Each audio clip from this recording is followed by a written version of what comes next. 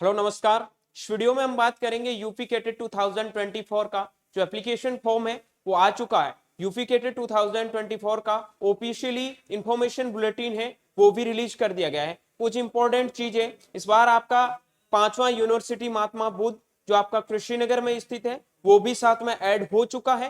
कौन से कोर्स के लिए हुआ है, एग्जाम का डेट है वो भी आपको दे दिया गया है। बहुत सारी इंफॉर्मेशन है वो आपको नई देखने को मिलेगी। पूरी इंफॉर्मेशन बुलेटिन आज के इस वीडियो में आपके साथ में शेयर की जाएगी। हर एक पॉइंट के ऊपर चर्चा की जाएगी। कितना आपका फीस स्ट्रक्चर होगा, किस कॉलेज में कितनी सीटें हैं, यूजी पीजी और पीएचडी की कंप्लीट इंफॉर्मेशन यूपी केटी 2024 के प्रिपरेशन करने वाले स्टूडेंट के लिए इस वीडियो में आपको देखने को मिलेगी। ठीक है, सबसे पहले को बता दूं आपका ऑनलाइन एप्लीकेशन फॉर्म है जो आप 7 मई तक फिल कर सकते हैं। फॉर्म कैसे फिल करना वो भी इस वीडियो में जानेंगे, लेकिन पहले इंफॉर्मेशन बुलेटिन है वो जान लेते हैं। सबसे पहले आपको जाना है यूपी केटेट 2024 की ऑफिशियली वेबसाइट पे। यहाँ पे आपको डाउनलोड ब्राउचर का ऑप्शन मिलेगा। इस पे जैसे ही आप क्लिक करोगे तो आपके सामने इंफॉर्मेशन ब्राउचर है वो ओपन हो जाए। इसको आपको डाउनलोड कर लेना है। जैसे ही आप इसको डाउनलोड करोगे तो इंफॉर्मेशन बुलेटिन में, एक सेकंड, ये ओपन करके दिखा देते हैं। उसके बाद में एक एक पॉइंट है वो जानेंगे। ठीक है,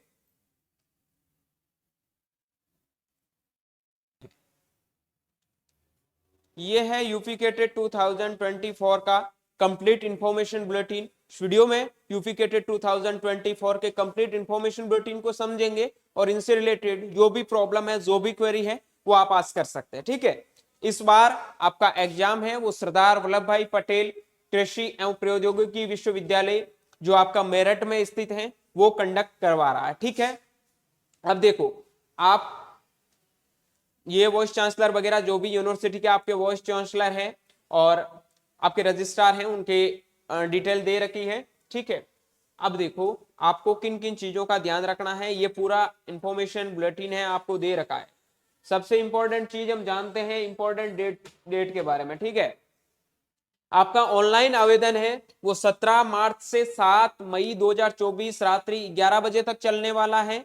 उसके बाद में आपके ऑनलाइन फीस जमा करने की लास्ट डेट है वो 8 मई है। ठीक है, अगर किसी की कोई भी गलती हो गई, कोई भी प्रॉब्लम उनका अगर आपको करेक्शन करना है, करेक्शन विंडो आपका 9 से 14 मई के बीच में ओपन रहेगा। आपका एडमिट कार्ड है वो 27 मई को रिलीज होगा और उसके बाद में जो आपके एग्जाम का डेट है 11 और 12 जून है। आपका रिजल्ट है वो 22 जून को डिक्लेयर किया जाएगा। ठीक है, अब देखो आपके काउंसलिंग का पूरा डेट है वो दे रखा है। आपका यूजी के लिए जो काउंसलिंग है, फर्स्ट काउंसलिंग 27 जून से 3 जुलाई के बीच में होगा। सेकंड 25 से 27 जुलाई के बीच में होगा। थर्ड आपका 14 से 16 अगस्त के बीच में होगा। ठीक है, आपको चॉइस फिलिंग वगैरह सारी डेट है वो यहाँ पर दे रखी है। पीजी का काउंसलिंग है वो 15 से 27 जुलाई के बीच में स्टार्ट होगा। 15 जुलाई से स्टार्ट होगा पीजी पीएचडी का। ठीक है, ये आपका 4th राउंड का भी टाइम दे रखा है कब होगा। उसके बाद में आप देख सकते हैं आपको ऑफलाइन काउंसलिंग का टाइम है वो भी दे रखा है।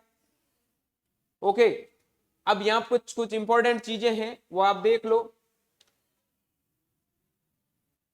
पीएचडी वेटनरी पाठ्यक्रमों की काउंसलिंग फरवरी 2025 के प्रथम सप्ताह से प्रारंभ किया जाएगा। पीएचडी में जो वेटनरी में पीएचडी है उनके आपका पाठ्यक्रम है, काउंसलिंग का शेड्यूल है वो 2025 से शुरू होगा। ठीक है, बाकी ये सारी चीजें हैं वो आपको दे रखा है। कुछ इंपॉर्टेंट चीजें जान लेते हैं। यूपी कैटेट 2024 प्रवेश परीक्षा हेतु अभ्यर्थी केवल ऑनलाइन आवेदन कर सकते हैं।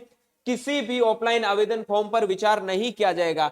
अगर आप सोच रहे हैं कि हम ऑफलाइन फॉर्म भर देंगे तो ऑफलाइन फॉर्म बिल्कुल भी पॉसिबल नहीं। काफी बच्चे सोच रहे हैं यूनिवर्सिटी में जाके हम फॉर्म भर देंगे, तो ऐसा बिल्कुल नहीं है। आपको ऑनलाइन फॉर्म ही भरना है, ऑफलाइन फॉर्म यूनिवर्सिटी में जाके आप नहीं भर सकते हैं। ठीक है, उसके बाद में ये आपको ऑफिशियल वेबसाइट है वो दे रखी है, सरदार वल्लभ भाई Patel university and agriculture technology, जो इसकी वेबसाइट से आप सारी इंफॉर्मेशन है वो डाउनलोड कर सकते हैं। ऑनलाइन आवेदन के लिए लिंक है वो आपको दे रखे हैं। ऑनलाइन आवेदन करने से संबंधित सूचना है वो पहले आपको पढ़ लेनी है। जो हम पढ़ रहे हैं अभी सारी चीजें मैं आपकी क्लियर कर दूंगा। ठीक है, ऑनलाइन आवेदन करते समय आधार नंबर की आवश्यकता होगी। अभ्यर्थी आवेदन करने हेतु केवल स्वयं का मोबाइल नंबर एवं ईमेल आईडी का उपयोग करे। गलत मोबाइल नंबर एवं ईमेल आईडी होने के कारण यदि अभ्यर्थी को कोई सूचना प्राप्त होती है तो इसके लिए परीक्षा निकाय की जिम्मेदारी नहीं रहेगी। ठीक है। Demand draft cheque Indian postal order case इत्यादि द्वारा भेजा गया आवेदन शुल्क अमान्य है और ऐसे ही आवेदन को निरस्त कर दिया जाएगा। आप ऐसे नहीं कोई चेक बनाकर पेमेंट कर रहे हो या फिर पोस्टल ऑर्डर से कर रहे हो, ठीक है, या फिर आप डिमांड ड्राफ्ट बनाकर पेमेंट कर रहे हो, तो उस कंडीशन में आपका पेमेंट सक्सेसफुल नहीं माना जाएगा और आपका एप्लीकेशन फॉर्म है उसी टाइम रिजेक्ट कर दिया जाएगा। तो आपको जो ऑनलाइन सोर्सेज कैसे, वैसे मैं सारी चीजें बताऊंगा, पेमेंट करके भी आपको दिखाऊंगा कि ऑनलाइन आपको एप्लीकेशन फॉर्म कैसे फिल करना है, स्टेप बाय स्टेप जो भी पूरा प्रोसेस है, रजिस्ट्रेशन कैसे करना है, एप्लीकेशन फॉर्म है वो कैसे भरना है, फी पे कैसे करना है, प्रिंट आउट कैसे निकालना है, सारी चीजें मैं आपको बता दूंगा। ठीक है। पहले इंफॉर्मेशन बुलेटिन को जानना जरूरी है हमारे लिए। अब ये जो भी आपके किसी को कोई भी दिक्कत है तो आपके हेल्प डेस्क नंबर है वो दे रखे हैं सारे यूनिवर्सिटियों का। अब जो यूनिवर्सिटी कौन सा कहां पर है, उनका लोकेशन है वो आपको इसमें दे रखा है। ठीक है। आप लोकेशन देख सकते हैं जो आपका काउंसलिंग के टाइम में जरूरत पड़ेगा। अभी इनका जानने का इतना जरूरत है नहीं, अगर आप चाहते हैं तो पढ़ सकते हैं, लेकिन इसमें ये भी चीजें आपको बताई गई है किस यूनिवर्सिटी के अंडर में कितनी कॉलेज है, कौन कौन सी कॉलेज है, कौन से कोर्स में एडमिशन होता है। ठीक है। ये चीजें आप देख सकते हैं। ये आपका 5वां यूनिवर्सिटी, ये नया यूनिवर्सिटी है।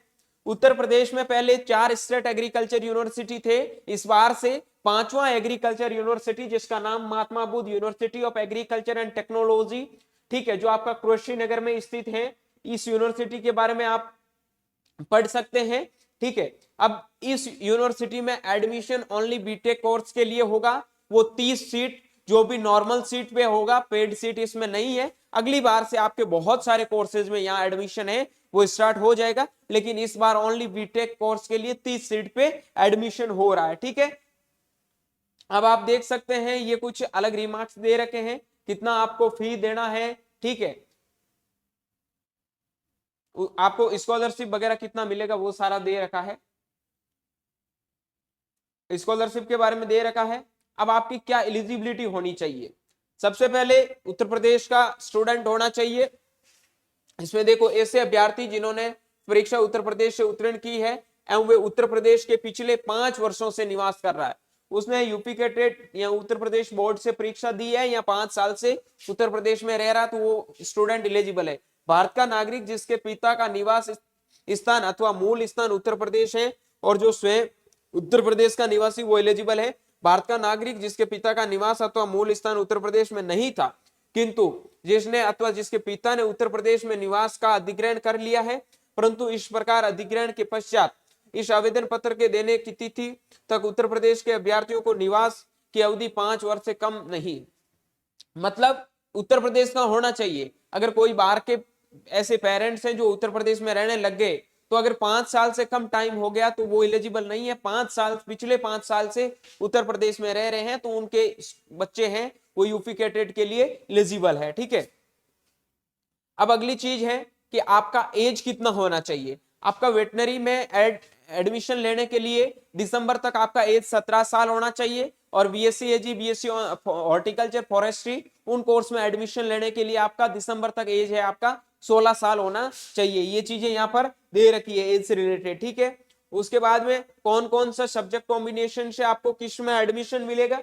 बीएससी एजी में पीएजी, पीसीबी, पीसीएम ग्रुप वाले बच्चे एलिजिबल है। बीएससी ऑनर्स हॉर्टी में पीएजी, पीसीबी, पीसीएम वाले, फॉरेस्ट्री में पीएजी, पीसीबी, पीसीएम वाले। उसके बाद में बीए फिशरीज साइंस में पीएजी और पीसीबी वाले। मैथ के बच्चे फिशरीज में एलिजिबल नहीं है। बीबीएससी एंड एनिमल हस्बेंड्री में पीसीबी के स्टूडेंट एलिजिबल है।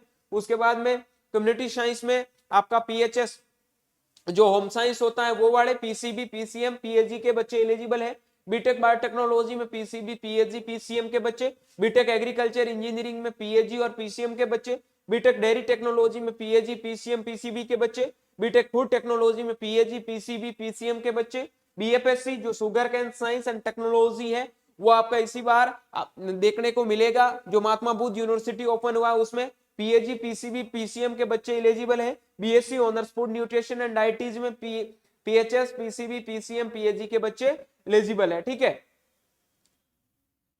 उत्तर प्रदेश के किसी भी बोर्ड से, उत्तर प्रदेश बोर्ड से या फिर सीबीएसई बोर्ड से आप पास हैं, आपके पास में ये सब्जेक्ट कॉम्बिनेशन ग्रुप है, वो 12th में होने चाहिए, तो आप एलिजिबल है। मास्टर के लिए देख सकते हैं अलग अलग एलिजिबिलिटी दे रखी है, वो सबको पता है। मास्टर में जो एडमिशन लेते हैं 12th वाले बच्चे होते हैं, उनको थोड़ा आइडिया नहीं होता है। बाकी इन्फॉर्मेशन बुलेटिन मास्टर में तो पढ़ ही लेते हैं यार, इतना कुछ इंपॉर्टेंट है नहीं। जो एलिजिबिलिटी क्राइटेरिया सबको पता नॉर्मली फॉलो होता है वही है, ठीक है।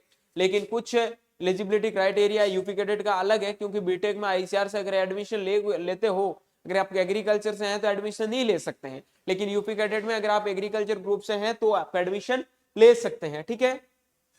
ये चीजें दे रखी है आपको कौन कौन से सब्जेक्ट से। जैसे आप एग्रोनॉमी में एडमिशन लेोगे तो सॉरी पीएचडी में एग्रोनॉमी में, तो एमएससी एग्रोनॉमी 10+2+4+2 ईयर डिग्री आपके पास में होनी चाहिए। ये सारे कोर्स के लिए अलग अलग डिग्री है, मतलब पीएचडी में एडमिशन लेने के लिए आपको दे रखी है, ठीक है।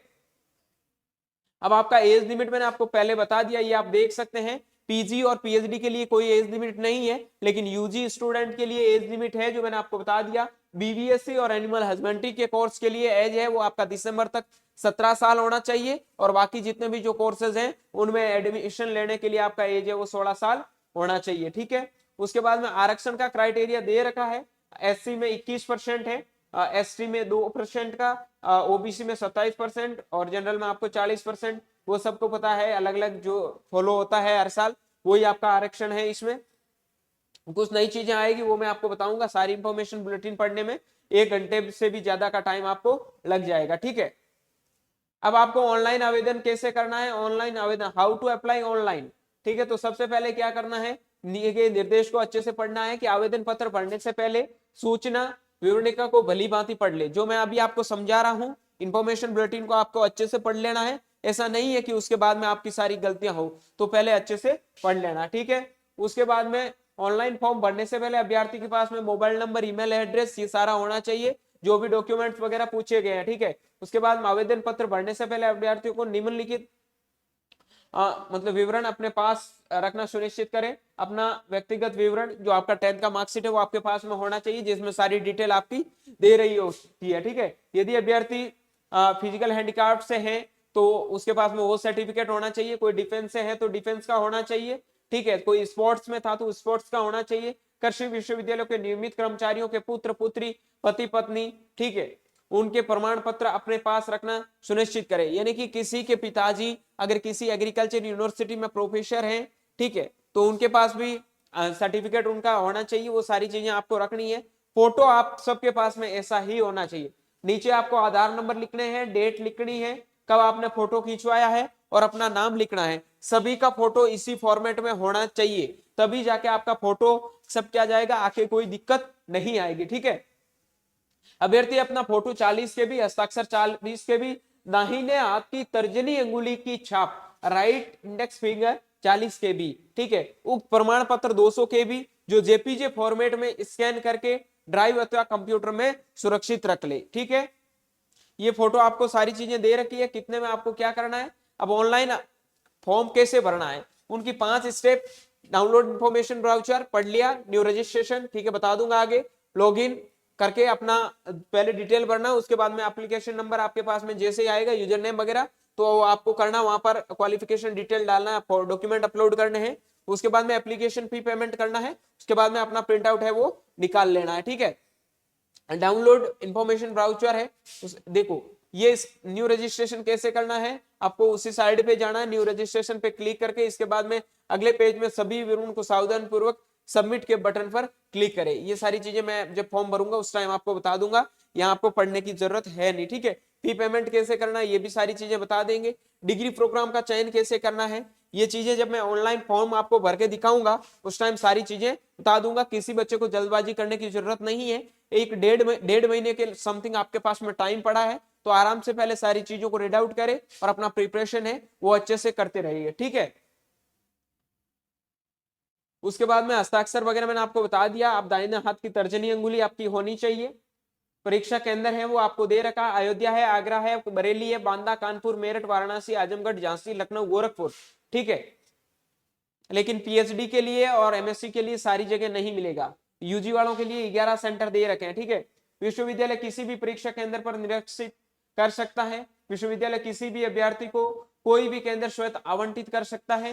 केंद्र परिवर्तन हेतु कोई पत्राचार स्वीकार नहीं किया जाएगा। आपको जो एडमिट कार्ड में अपना सेंटर मिल गया, वहां जाके आपको एग्जाम देना है। आप सोच रहे हो मेरा एग्जाम सेंटर चेंज हो जाए, तो ऐसा बिल्कुल भी पॉसिबल नहीं है, ठीक है। स्पॉट पर्सन के लिए वेटेज है वो अलग से आपको दे रखा है। उसके बाद में आपका एप्लीकेशन फॉर्म फीस है। ओबीसी जनरल ईडब्ल्यूएस के लिए जो पुरुष है, पुरुष प्रधान, उनका फीस 1350 रुपए, और अनुसूचित जाति अनुसूचित जनजाति के जो बच्चे हैं और जो महिला कैंडिडेट है उनका फीस है वो 1100 रुपए, ठीक है। महिला कैंडिडेट चाहे किसी भी कैटेगरी की है, उनकी फॉर्म फीस 1100 रुपए ही लगेगी, ओके। एडमिट कार्ड आएगा उस टाइम डाउनलोड करके हम बता देंगे। उसके बाद में आप देख सकते हैं ये सबका सिलेबस भी आपको वो दे रखा है, ठीक है।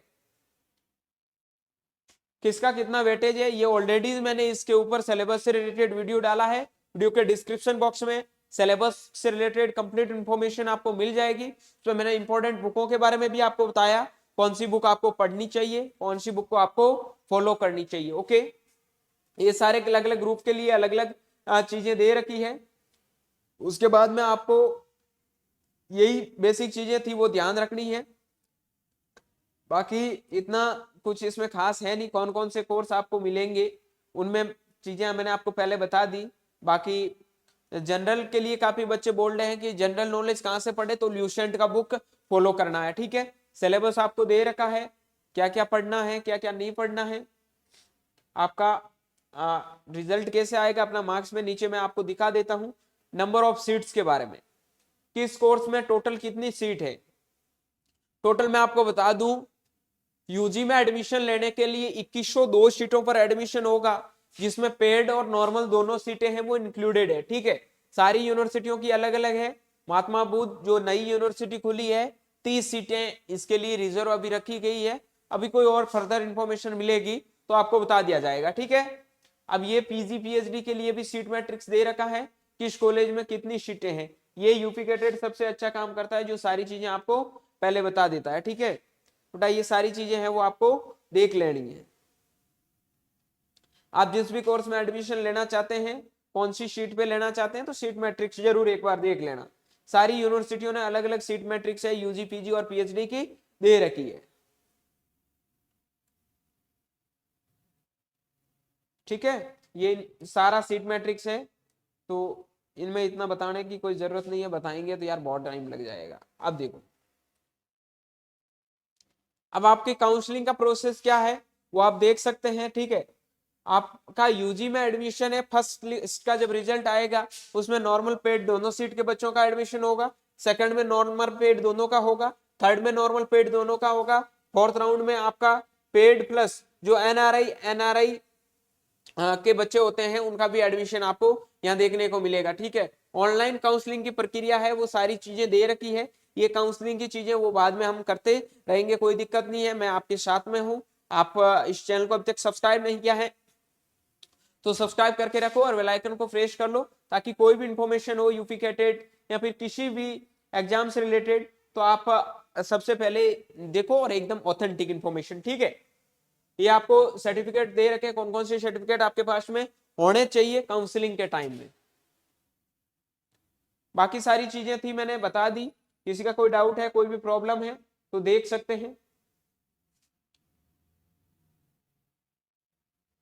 देखो एनआरआई वाले देख रहे हैं, काफी बच्चे सोच रहे हैं क्या होता है, तो आप ये पढ़ सकते हैं एनआरआई वाला, ठीक है। ये आपका फीस स्ट्रक्चर दे रखा है। थोड़ा फीस स्ट्रक्चर आपको समझा देता हूं, कितना फीस स्ट्रक्चर आपका होने वाला है। तो एडमिशन के टाइम में टोटल आपका फीस लगेगा, फर्स्ट टाइम में लगेगा 32,550 रुपए, ठीक है। 32,550 रुपए। उसके बाद में फूड चार्ज अलग है। ये किसके लिए है, BSc honours ag commerce community science horticulture BTech biotechnology BFSc forestry food sciences and nutrition dietetics. BVSc animal husbandry के लिए 90,700 रुपए, बीटेक एग्रीकल्चर इंजीनियरिंग के लिए 38,800 रुपए, एमएससी के लिए 42,050 रुपए, एमएससी एग्रीकल्चर बायोटेक के लिए 58,050 रुपए, एमबीएससी के लिए 45,050 रुपए, पीएचडी के लिए 54,050 रुपए और एमबीए के लिए 40,050 रुपए, ठीक है। ये सारी आपको नॉर्मल सीट की फीस दे रखी है।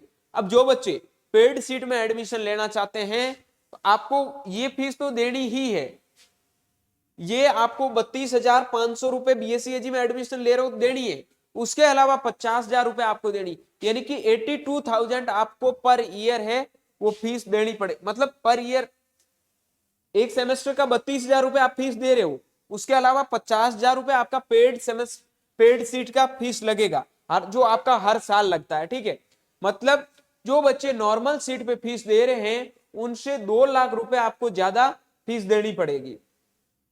बाकी हॉर्टी फॉरेस्ट्री में एडमिशन लेने वाले बच्चों को 50,000 रुपए एक्स्ट्रा देना पड़ेगा, जो आपका एडमिशन के टाइम ही देना पड़ेगा। बाकी BSc एडमिशन लेने वाले सब बच्चों को हर साल 50,000 रुपए देने पड़ेंगे। बीटेक में एडमिशन लेने वाले बच्चों को प्रवेश के समय 50 और मतलब तीसरे साल 50,000 रुपए।